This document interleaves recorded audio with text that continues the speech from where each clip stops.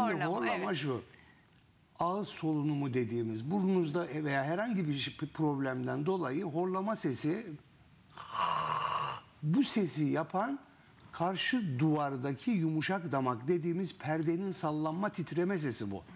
Yani burnunuzdan horlamıyorsunuz.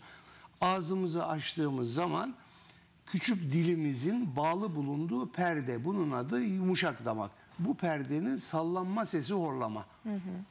Bunu artıran en büyük nedenlerden biri burun tıkanıklığı. Yani burundan solunum olmayınca, sırt üstü yattığı zaman daha çok, ağzından aldığı zaman horlamaya başlıyor. Yani bir de belli yaşın üzerinde bu yumuşak damağın gevşemesine ve aşağı düşmesine bağlı da ileri safhalarda apne gelişiyor. Apne de uykuda solunumun durması. Yani horlamada demek ki horlamayı yapan şey küçük dilinizin bağlı bulunduğu karşıdaki üstteki perde.